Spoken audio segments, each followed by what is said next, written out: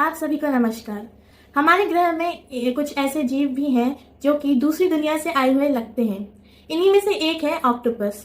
Octopus समुद्र के सबसे निचले हिस्से में रहता है और इसके रहस्यों के बारे में जानकर आप भी चौंक जाएंगे। ऑक्टोपस के 3 दिल होते हैं। इसका खून नीले रंग का होता है। यह बेहद बुद्धिमान होता है। यह पल भर में अपना रंग बदल सकता है और यह छोटे से छेद से भी निकल सकता है। वाकई प्रकृति का एक अद्भुत और थोड़ा एलियन जैसा क्रिएशन है। ऑक्टोपस जैसी असाधारण और विविध रचनाएं हमें बाइबल की शुरुआत की याद दिलाती हैं। उत्पत्ति की किताब बताती है कि परमेश्वर ने दुनिया और उसमें मौजूद हर चीज को अपनी असीम कल्पना और शक्ति से रचा है।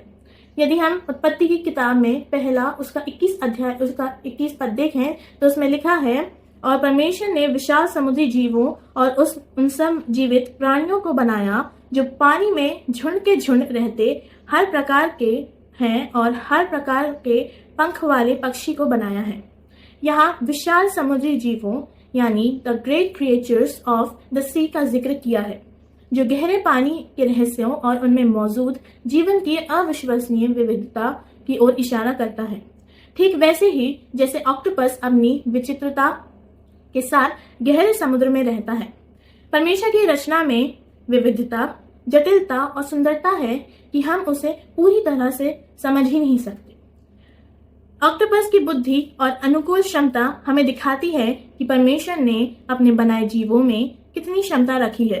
चाहे वो आकाश के पक्षी हो, चाहे जमीन पर रहने वाले जीव जंतु हो, चाहे वो समुद्र में रहने वाले जीव हो, हर एक अपनी तरह से अनोखा है। यह परमेश्वर की सृजन क्षमता का प्रमाण है जो किसी भी मानव कल्पना से परे है।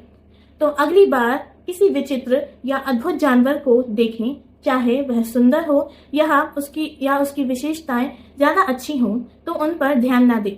उनमें सबसे ज्यादा परमेश्वर की रचनाएं और उसकी असीम बुद्धि और शक्ति की झलक देखें।